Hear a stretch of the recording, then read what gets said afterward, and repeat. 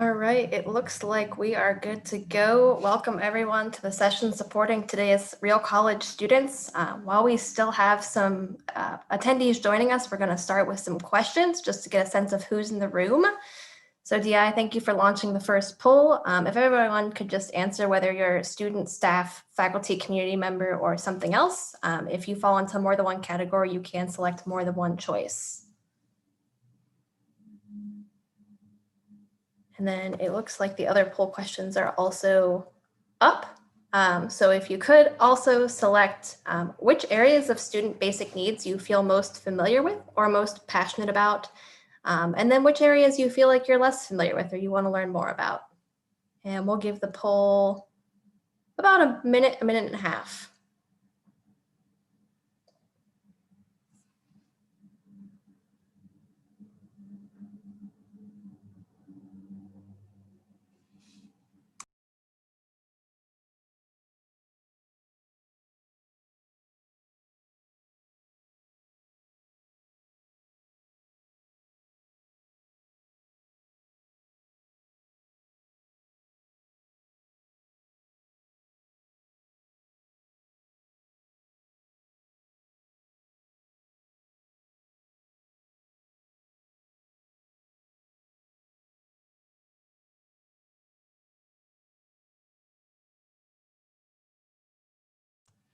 Okay, if you haven't voted yet, go ahead and take this time to submit your answers.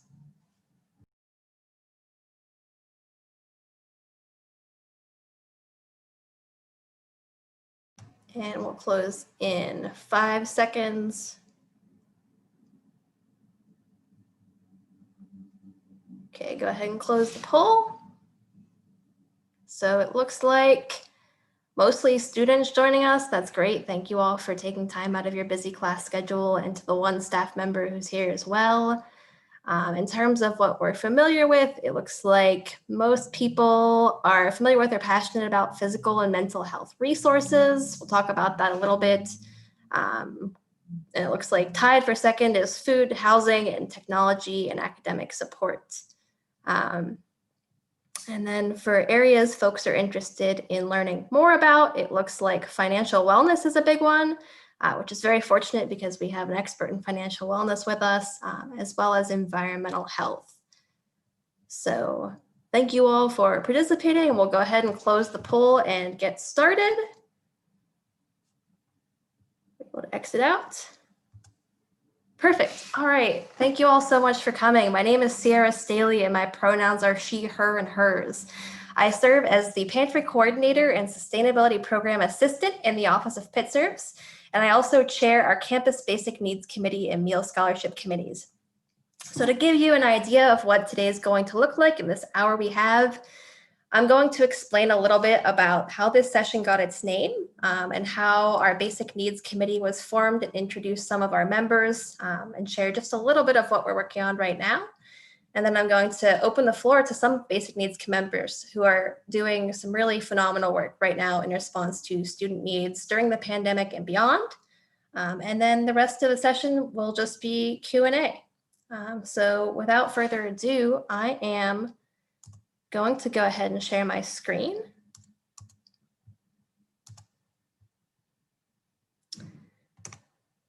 And see if it'll actually let me get in presenter mode.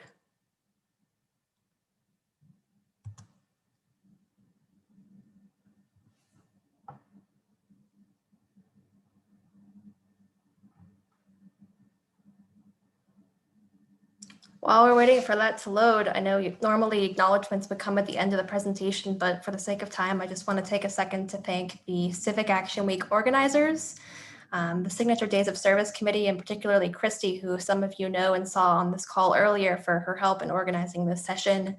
Our panelists, Joel, Michelle, and Leslie, for sharing their time, and our other Basic Needs committee members who couldn't be here with us today because they're fulfilling their role in student services right now, and all of you who are watching either via this live Zoom or Facebook or YouTube, or maybe joining us later on. Thank you all for taking your time and sharing it with us today. So I want to start the presentation by kind of crediting some of the other organizations who have facilitated this national context of basic needs and this national coming to terms with understanding that this is something that's happening in higher education and something that we need to engage with. The first is the Hope Center for College, Community, and Justice at Temple University, formerly known as the Wisconsin Hope Center. They've been on the front line of collecting data and measuring student basic needs and securities since 2015. And they've also championed the RealCollege Movement, which is the name of this presentation that I absolutely stole from them. And the idea behind the RealCollege Movement is it's a flipping of the script of college readiness. So traditionally, when we talk about college readiness, it's how are students getting ready financially, academically, socially, economically to come to college. But when we talk about RealCollege, what we're saying is how can colleges and universities be ready to support our students? Understanding that it's not just one type of person who is coming into college anymore. And we have students who are coming from a variety of identities. We have students who have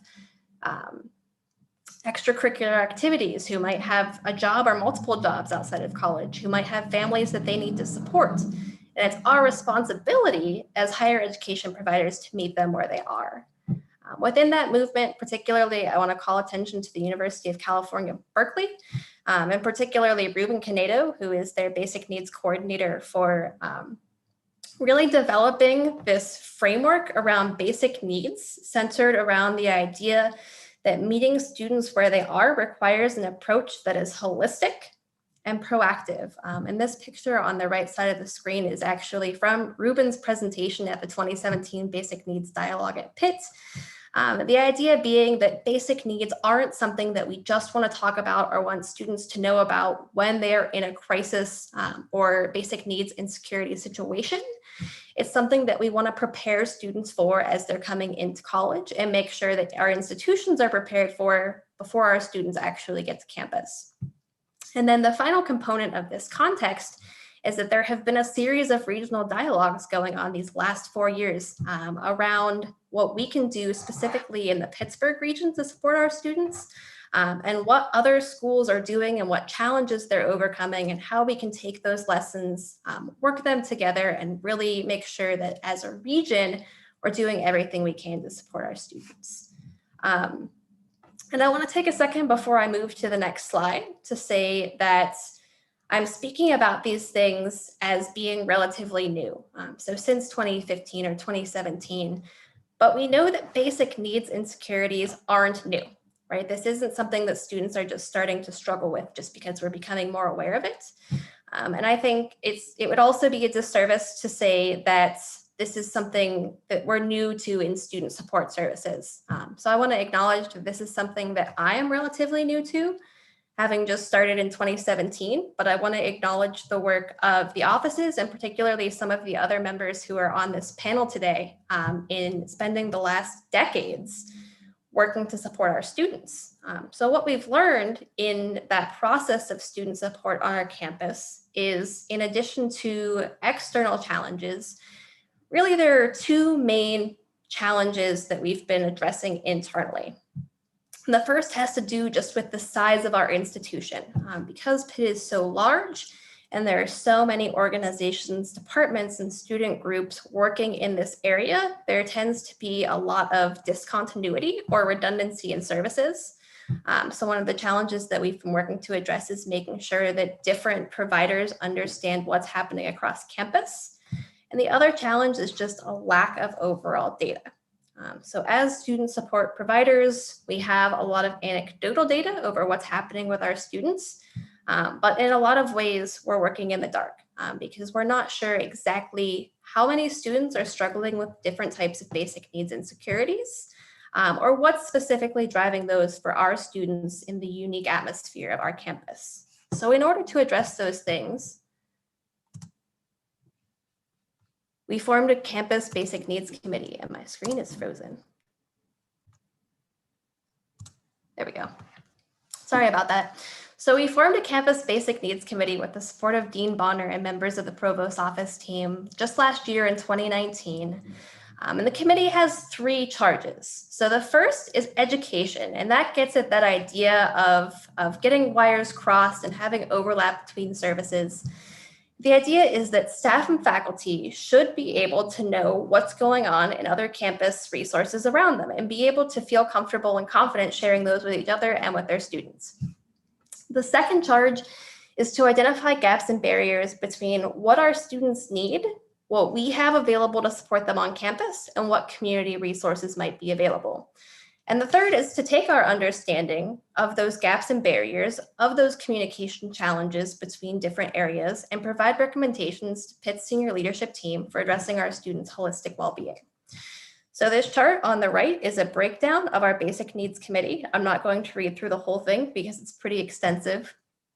But just to recap, the composition of the committee is strategic in that our goal is to combine those student support staff, so those people who are experts in a specific area of student basic needs and making sure that students have resources to meet their financial wellness or food security or housing security, with our academic affairs colleagues and researchers. And those folks serve two roles. So not only are they often the first points of contact for students who might be having basic needs insecurities, but they're also experts in the external areas that are influencing student basic needs, whether those are social, economic, political, etc.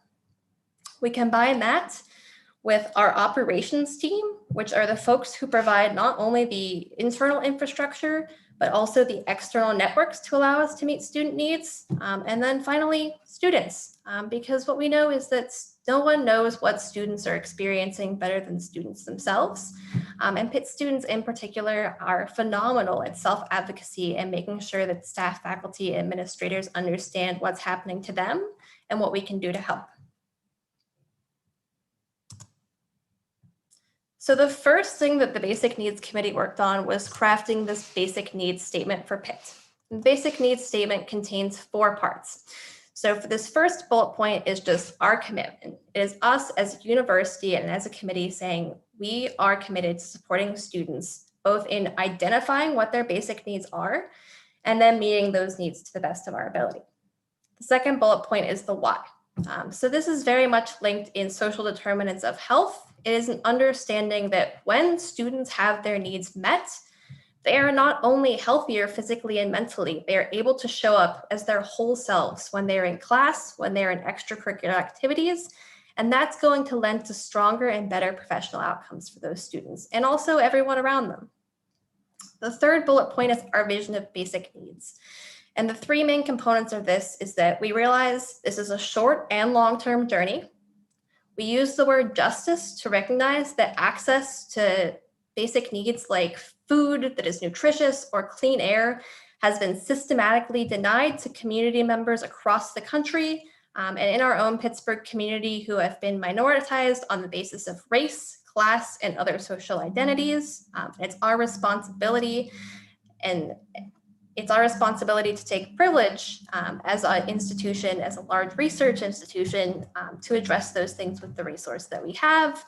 And then again, that this goes beyond physical health. So when we talk about basic needs, this is something that is social and emotional. It is related to the environment that students are living in. It has to do with their economic status. And then this last point is just the scope of basic needs here at Pitt. So as a committee, when we use that word, we are referring to things like food and housing. We are also talking about clean air and water and access to auxiliary items like clothing and hygiene. It's about making sure our students have their health needs met. And it's also about supporting our students in and outside of the classroom academically through technology and making sure they have access to career services. It's also about thinking about those specific and systematic barriers and disparities that are preventing some students from accessing those resources that are in place. So all that said, the first real step that I think really gets to that charge of identifying gaps and barriers in order to be able to make informed recommendations is gathering data about what students are experiencing right now. So I mentioned the Hope Center in my first slide, and it's exciting to announce that we are actually participating as a campus in the Hope Center's RealCollege survey right now. So the purpose of the survey, and those of you who are students have probably seen this, is that it reveals the lived experiences of students outside of the classroom. So there are questions on the survey about food, about access to housing, about jobs and access to employment opportunities on or off campus, general financial wellness, other necessities such as transportation or childcare, and also how students are using or not utilizing the programs that are already available to them. So like I had said, this survey has been operated at the national level since 2015. It's currently the nation's largest and most well-established annual assessment of basic needs. This last bullet point that says more than 400 colleges and universities and over 300,000 students have completed the instrument is actually a little bit outdated because this year we had even more colleges and universities, and we're excited to be counted among them. And my last plug is that this survey is still open. So what we will do is for everyone who has registered for this session, you will get some follow-up information, whether you are a student, staff, or faculty member, around how to participate if you haven't, and some ideas for sharing the survey. We are starting our big social media push next week. So please do, if you are a student, fill out the survey. If you haven't yet, if you are a staff and faculty member who interacts with students, encourage students to participate. And that is the last thing I am going to share about the Basic Needs Committee and the Real College Assessment. And now I'm going to stop talking and turn it over to some of our Basic Needs Committee members, starting with Joel, to talk about the work they're doing and how that's been impacted over the last several months. Hello, everyone. I'm Joel Philliston. I'm the new director of the Financial Wellness Program here at Pitt. I'm based in the Admissions and Financial Aid, Office of Admissions and Financial Aid, still new, still getting the lingo together. So today, I just want to talk to you about some of the financial wellness goals that we have going forward. Financial wellness has been at Pitt since 2016, at least a focus on it. So I'm not coming in and rebuilding anything per se, but I'm coming in and I'm trying to find those different pockets of where we've been practicing financial wellness amongst our staff, amongst our students, and finding a way to get those resources and get some of the knowledge that we're passing on all together so that we could really deliver it to our students in one easily digestible method. So to start off, I have a basic definition of financial wellness for myself. So financial wellness for me represents having the knowledge and the resources to make financial decisions and accomplish your goals. I know sometimes people will say, make informed financial decisions, but without the knowledge, without some resources, if those two aren't paired together, a lot of times you can't really move forward. I always say that you can't tell somebody to budget their money if they have no money, for example, right? So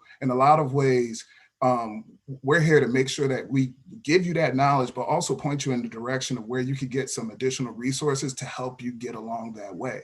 So I break down our financial wellness goals into three things. I would say number one is paying for college. So something as simple as completing the FAFSA. I know in the background, you see I have this big old, the FAFSA 2021-22. It's live, please complete it. But I'm a huge advocate of completing the FAFSA.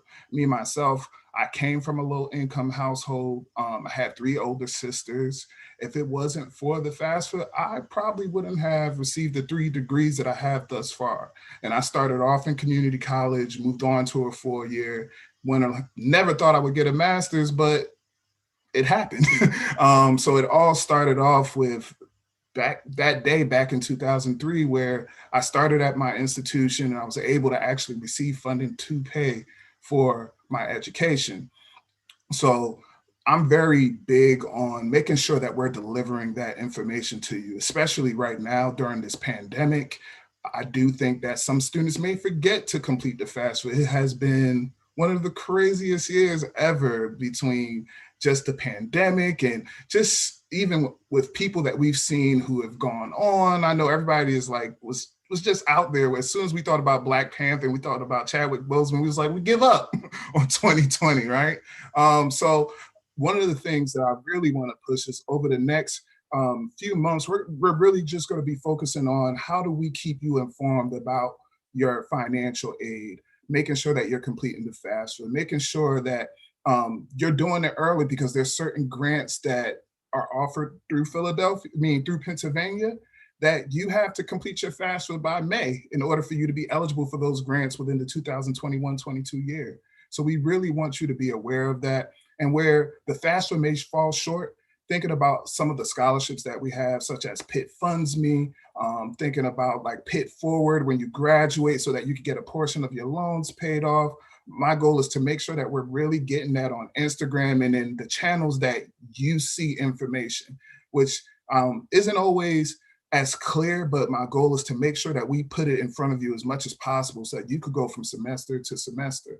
The second thing that we focus on, and this is the portion that most people focus on when they think about financial wellness, is the whole money management aspect of it. Now, I'm careful with that. I'm not saying money management in the sense of I'm going to tell you that you need to stop buying lattes and eat ramen noodle soup, because that's what I did when I was in college, knowing that I didn't do that. So at the end of the day, it's really just taking the time to sit down with you and say, all right, well, there are some basic financial foundations that you will need to build while you're in college and after you leave here. So in starting that, it isn't really telling you you should be doing this, but it's like, let's sit down together and let's go ahead and look at some of your finances. I know me myself as a college student, when I first started school, I was terrible with managing money. It was my first crack at it. My parents, they were pretty good at it, but they never really passed down that skill. So of course, I was getting overdraft fees, received my first credit card, and they say, you have to make this payment, otherwise your credit, we're going to mess it up. And I'm just like, what are you talking about? Like, I don't even know what I'm doing yet.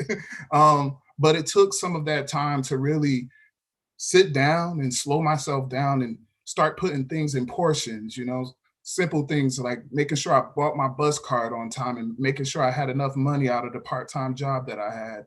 And like I said, the goal isn't to tell you this is what you need to do, but it's to give you the option. So just as far as that money management portion, over the next month, I would say we're really trying to develop a needs assessment. I'm planning to do some, student tour, some touring listening sessions, I should say. I'm planning to do some listening sessions. I want to know what students want to learn about, finances, whether it's about credit, whether it's about saving, whether it's about paying for college, whether it is about, investing, or whatever the case may be, some of those topics that you would love to learn about and how we could go ahead and deliver that to you. So that survey will come later in the semester, probably more so like November. But for now, we just look forward to taking in more information from you. And finally, the last thing that is our goal is to make sure that we're referring you out. So if there is a gap there, maybe your parents just lost their job. And now because they lost their job, there's less income in the household. It's being able to visit the financial aid wellness center or just being able to speak with us about that. Because there are times that we could go ahead and see if there's extra room in your budget where we could help increase that. There are also times that we'll go ahead and refer you out. So let's say you can't afford food for this month. That makes a quick transition between us and the Pitt Pantry. And with that extra money that's there, maybe we could go ahead and help you figure out where can you shift it around, or hopefully we meet the need. But if we haven't met the need, then we could collaborate with some of the folks on this panel so that we could go ahead and make sure that you're here with us. So that will be like our three-pronged system of making sure that we're developing financial wellness with you, making sure that first your courses are paid for, then moving on to making sure that we can help you manage the finances. And where we can't manage the finances, let's go ahead and see what collaborations can we build to really assist you. So that's our financial wellness program going forward. We have some great folks in the financial aid office who have already built this. And I've been blessed to like come into this and just say, let me take all these resources. And now I just want the student voice. To finish, I'm going to point back this way. Please make sure you do your start your FAFSA. It's been available since October 1st, and I'll go ahead and pass it on. Thanks, Joel. Leslie, you're up. Okay, thank you, Sierra, and hi, everyone. Thank you for attending our session today and taking the time to be here. My name is Leslie Poljak. I am a librarian. I work for the University Library System on campus.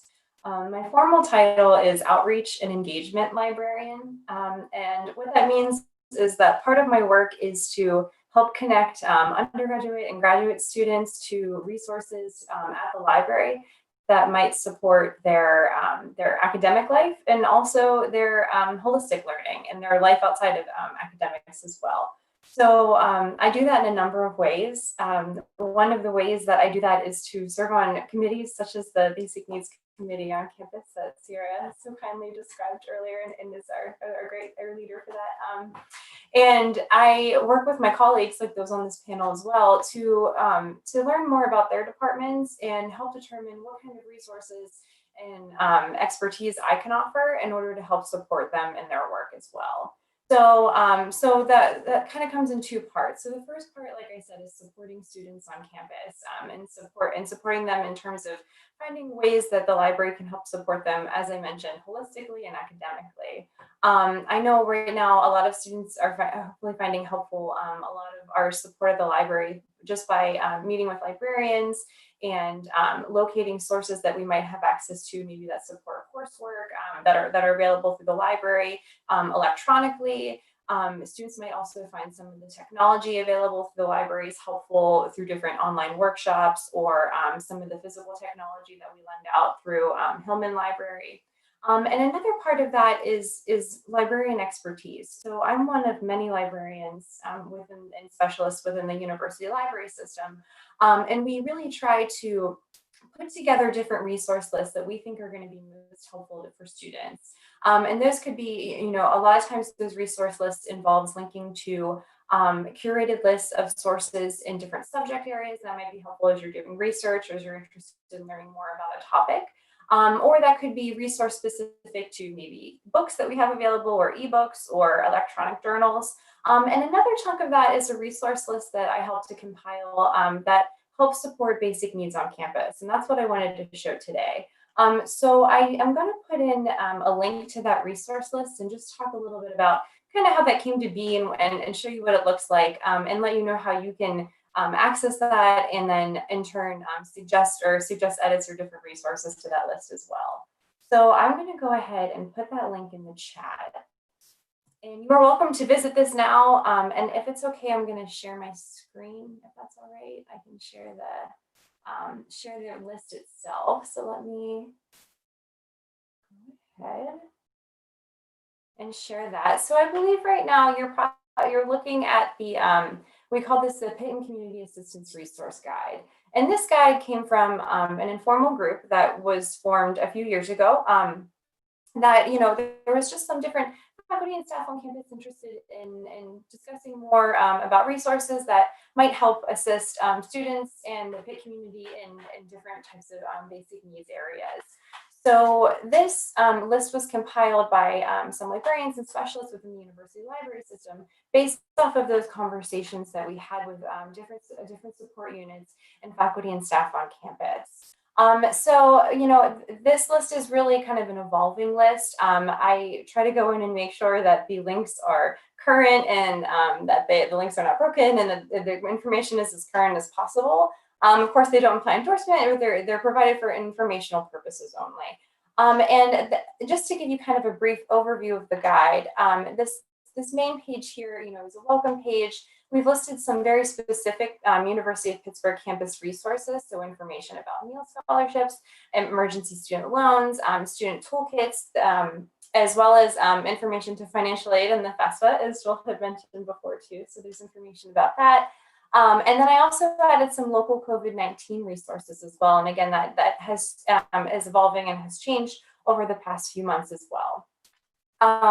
If you have any questions about this guide, again, you're certainly welcome to share it with other students or as you see fit. The link is live and is updated as needed. My contact information is here under resource guide additions. My email address is there. And that's available for you to use if you do see anything that maybe you think could be added or it looks that it might need to be updated or something. So this is our home screen here, and then there's also specific information to food assistance, housing assistance, employment, and health employment and health assistance. I also linked to additional Oakland campus support, which has some information, of course, about the libraries and clothing and trio support services on campus as well. And then we also added a link to regional campus support. So this is not just specific to Oakland. There's information about campus support for regional campuses in Bradford, Titusville, Johnstown, and Greensburg. So that's just, one guide that we have available within the university libraries. And this is, just specific to community and Pitt, basic needs resource assistance. Again, this is available 24/7. It's available online. The links are the links are active and live. But I think you'll find that, there's these resources, and there's also other resources to help support your studies and help to support, your learning at the libraries as well. So we're happy to kind of connect you to those or answer any questions about those as we move further into our discussion. So I think that's all I had to share. But again, thank you for your time and for listening, and I'll turn it back to Sierra. Thanks so much, Leslie. Michelle? Hi, everyone. It's a true honor to be on this panel today. I'm really excited to get to share a bit about the program that I am directing here at Pitt. It's called TRIO Student Support Services. And so just an overview of Student Support Services. We're a grant funded program. So we're funded through the United States Department of Education. And we've been continuously funded here at Pitt since 1972, which is so hard for me to believe. Now, I've not been here that long, but I have worked in the TRIO programs for 23 years, experience from here, as well as my former position at Clarion University.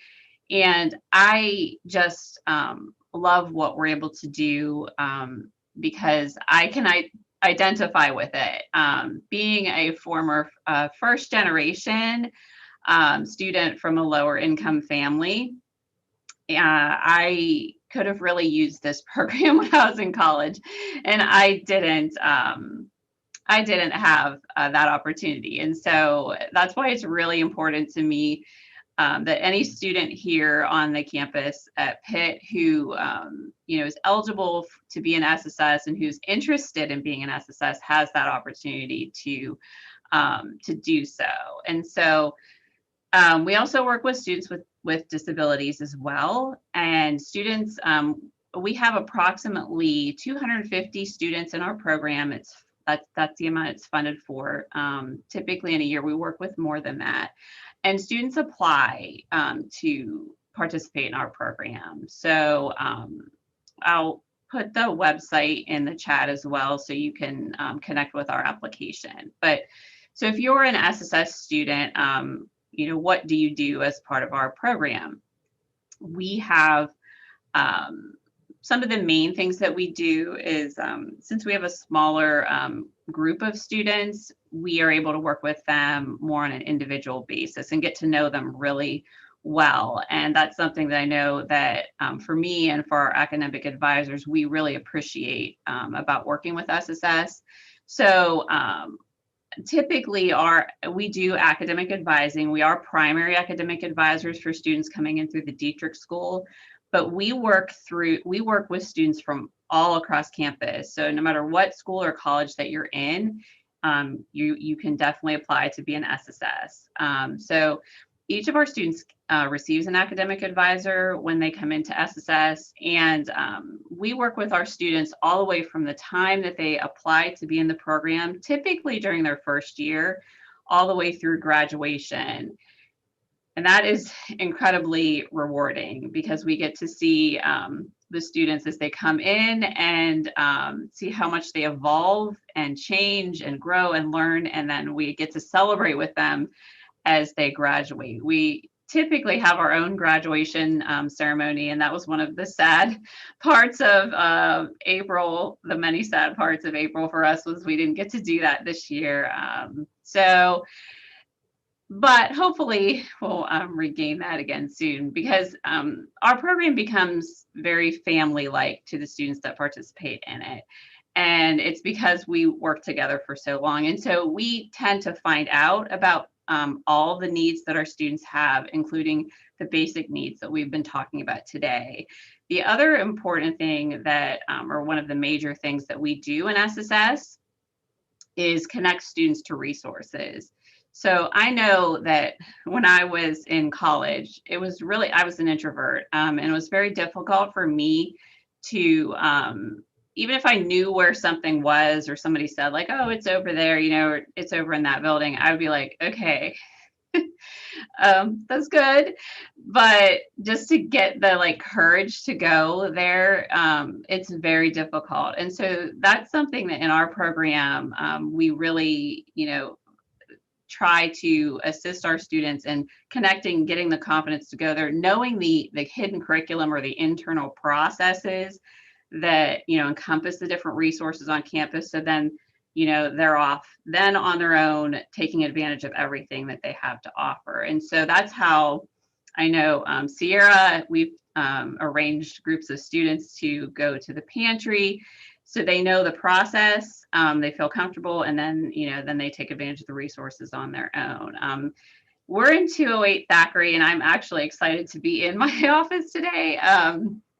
Because as you all, I'm sure know, we're in and out, but I'm in 208, and we are fortunate to be in the same space, or the same building as financial aid, because that's one of the main connectors. We partner with financial aid all the time on behalf of our students, and I can't speak highly enough for that office and all that they have done, whether it's workshops, speakers, or working individually with students that we have, you know, connected with them. So that's the really great thing about this committee, is the partnerships that, you know, have been made. And I know, like when Leslie was speaking about what she's done, she's come and spoken to our students, and students who have not really known like where to go in the library, you know, or how to like navigate. Like I actually learned a lot about the library. I didn't know that all these resources existed there. And so,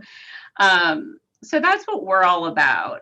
We have so many things that we do aside from advising and connecting with resources. We have workshops.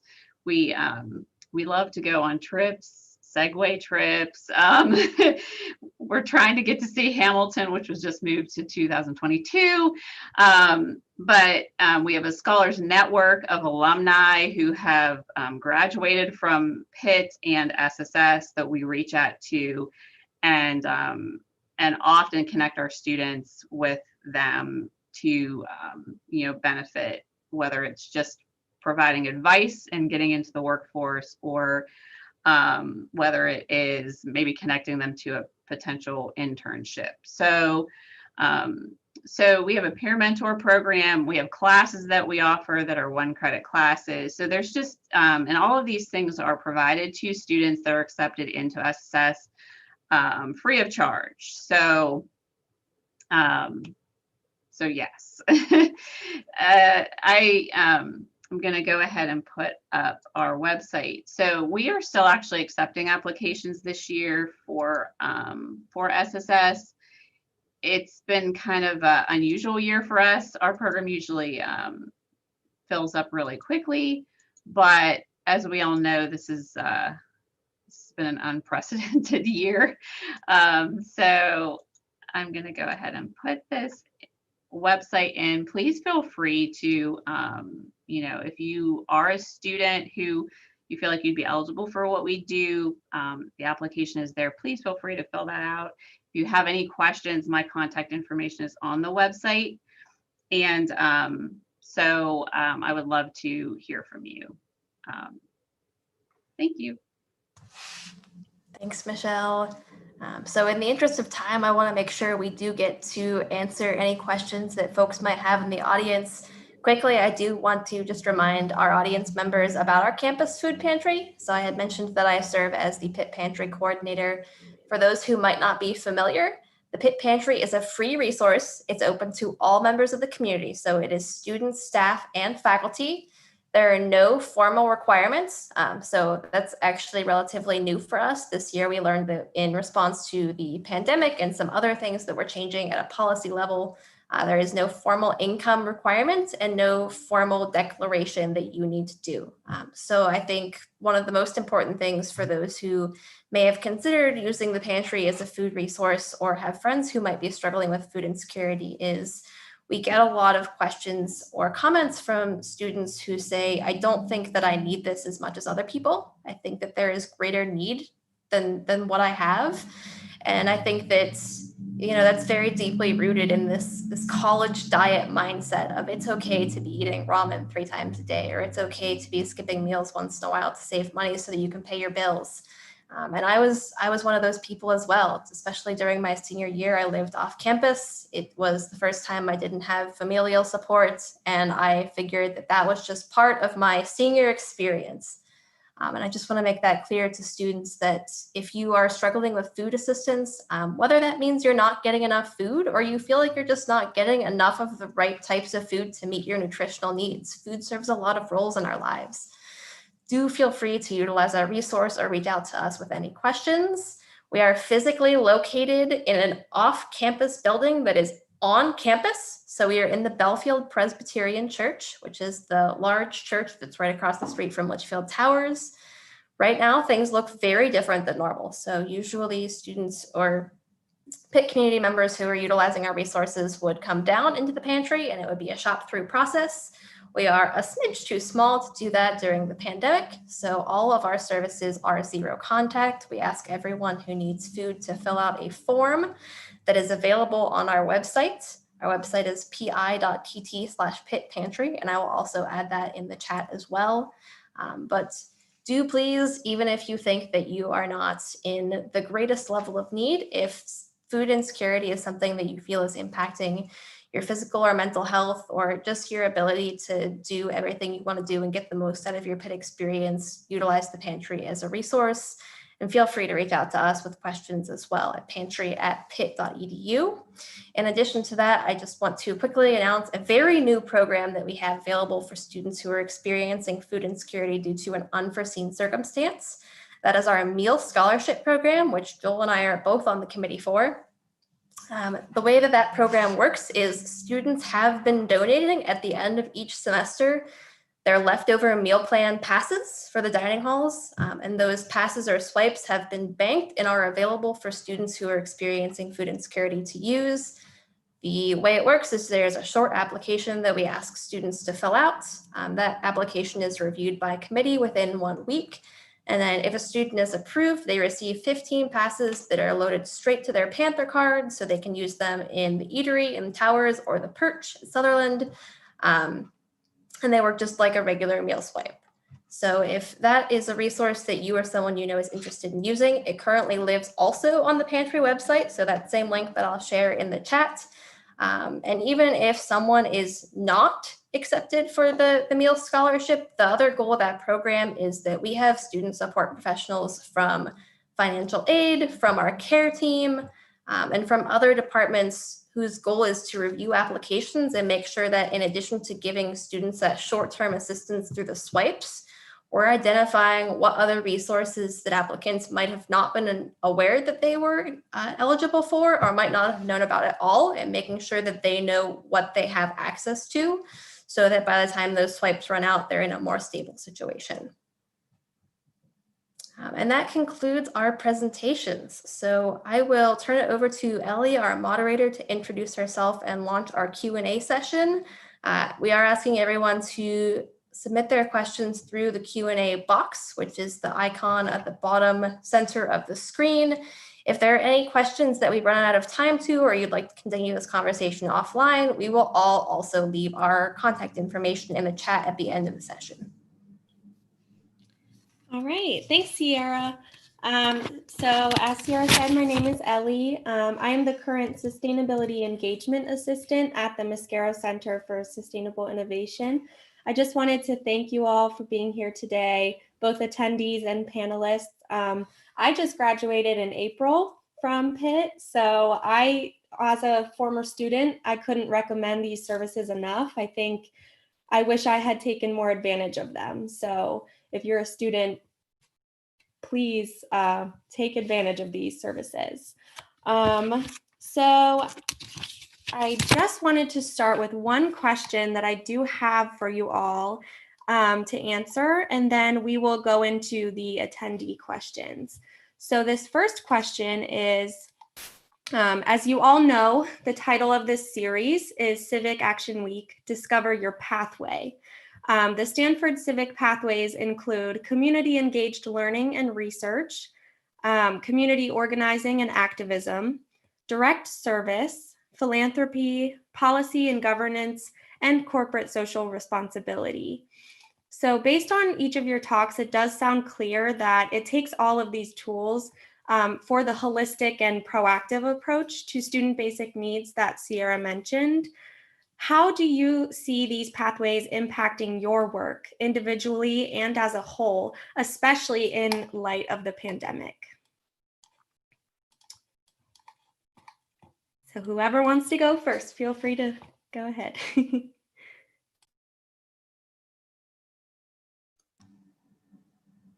Go ahead, Joel. I might need to question one more time, actually. Okay, so the title of this week's series is Civic Action Week, Discover Your Pathway. The pathways are the following. So they're community engaged learning and research, community organizing and activism, direct service, philanthropy, policy and governance, and corporate social responsibility. So based on your talks, all of these things kind of work together to approach student basic needs. How do you see these pathways impacting your work individually and as a whole, and then especially in light of the pandemic? So for me, I know my whole career is based off of the inequities that I experienced in my life, I would say. I'm always grateful because I came from a great household, and I'm thankful for my parents for the job that they did with my sisters and I. My parents are from Haiti. They're two Haitian immigrants. Always wanted to go to college, but didn't really have that chance, but they always like passed it down on us. And I received resilience from them. So I'm grateful for that. But along the way, I had to kind of figure so much out. And even after I like graduated, it was almost like, I would love to, I started off in banking. I wanted to stay in banking and, make big bucks, but it didn't necessarily cater to my heart per se.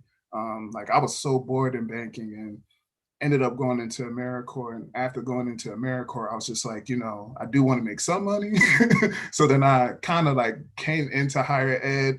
And I found the perfect match where I get to serve directly. So I would say like the direct service really means much to me.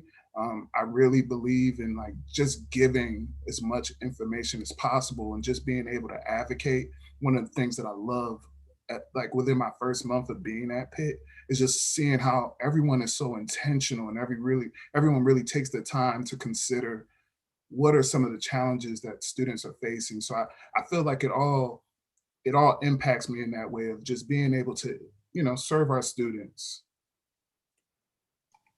Great, thank you.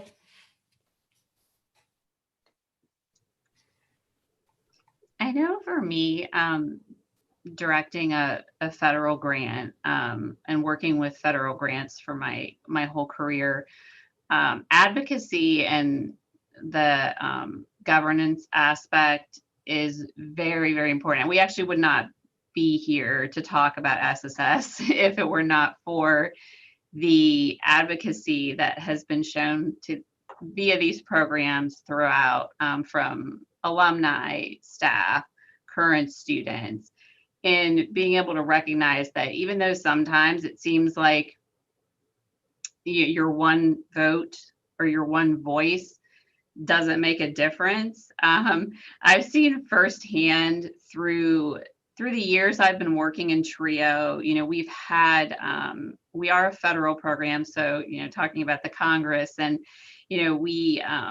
we've definitely had I was working in a program called Upward Bound that was zeroed out by the President of the United States. And it took the advocacy of people just like us, just like you, all across the United States that went to their members of Congress, who then put this funding back into the budget, and those programs are still operating today.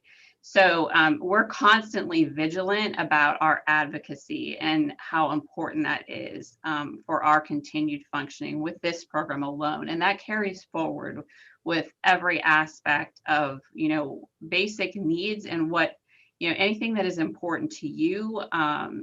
It's critical to take that step to advocate to, whether it's the state government, whether it's the university, whether it's, the federal authorities, because you actually do, your voice does have power, your vote has power. And so just speaking as someone who is sitting here solely because of the advocacy of other people and my own, I can't stress that enough, at least as far as this program and our experiences are concerned. So strongly encourage you with that. Thank you. And I'll talk a little bit about too, I find being a librarian, one of my most favorite parts of my work is really connecting, connecting people and students and faculty and staff to their ideas, right? And connecting them to information that can support their ideas and can support, learning about other, ideas and just support their learning in general. I think libraries tend to be, they can be very neutral spaces, right? So, there's different libraries, and someone might visit a library in person, or they might visit them online, and they might learn something new or find new information to support their learning. And I think that that's really important in the discovery of new information. And I think libraries support that, and they also support that, like I said, in person and in an online environment.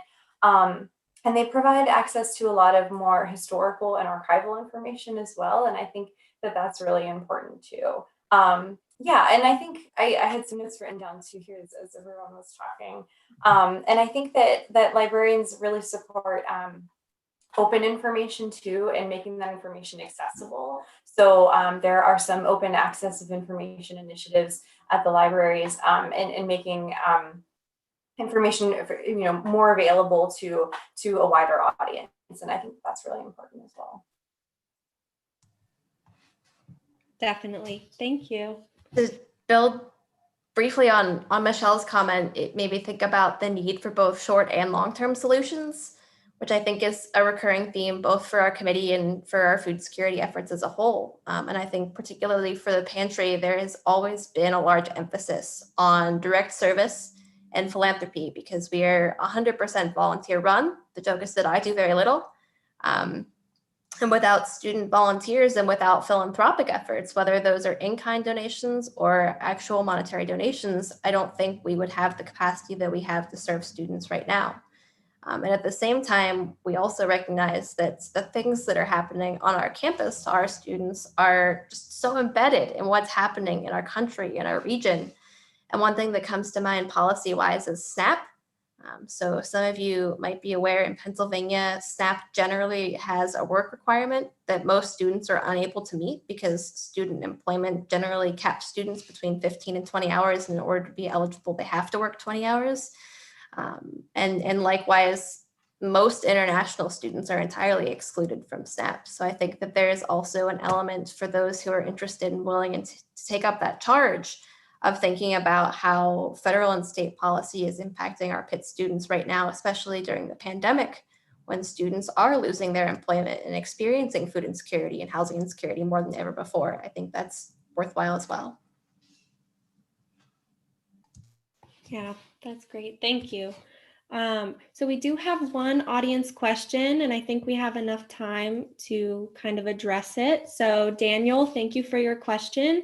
They ask, what are some initial steps that students can take to facilitate good financial habits?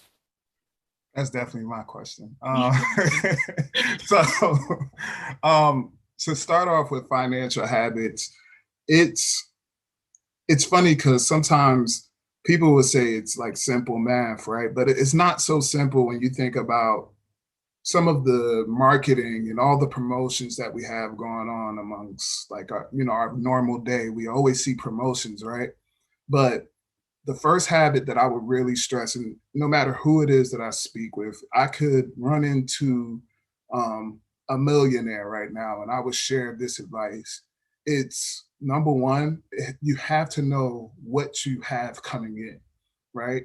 So what do I mean by that? How much are you receiving when you just completed a 20-hour work week? If you receive $200, $300, then that's where you start off with, of course, right? Now you have to start thinking about your expenses. It's about prioritizing what is important before you spend that sum of money, which we call a spending plan. Some people will call it budget, but sometimes I like to reinvent the word and go with a spending plan, because budget, it almost makes you feel like I got to stay tight. Whereas like when you think of a spending plan, you're really thinking about a plan of what is it that my money will do within a specific time period. So why is that important? I shared earlier how when I started college, I kept getting overdraft fees. Like every 2 weeks, I had overdraft fees. It didn't help that I was a part of some DVD club that just automatically withdrew funds from my account. But in the long run, I really had to sit down and say, I'm paying the bank $60 just to maintain a checking account that belongs to me, So like one of those first financial habits is to know what's coming in. And sometimes that's difficult because as a college student, sometimes you don't have as much responsibilities, and some people do, which is where those gaps are created. But depending on where you're at right now, I would first say, start off by knowing what's coming in, track what's going out. Second thing that's like very crucial, and I'll finish there, is establishing this idea of paying yourself first, making sure that after you've been paid, that you actually take the time to leave something that you keep.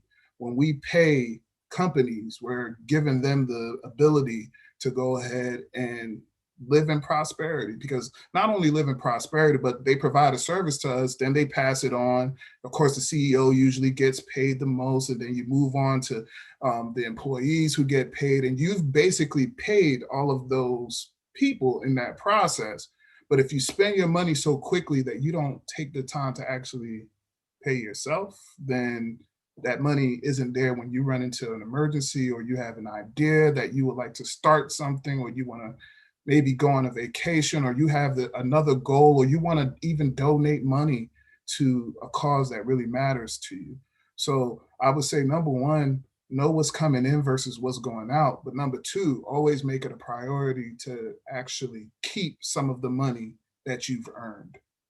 So hopefully we'll talk about that over the next coming months as we figure out some of our workshops that we'll be offering.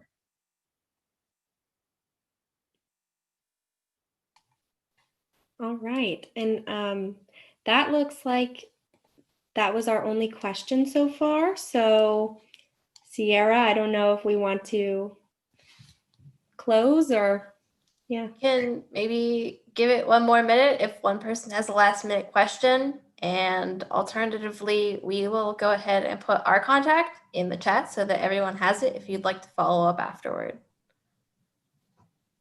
Great.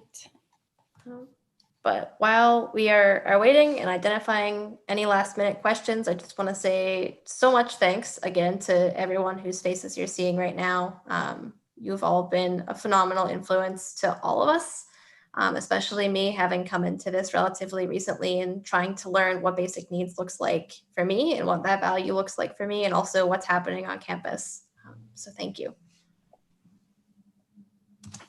Thank you, Sierra, for coordinating this and being a wonderful role model for students like me, or former students. All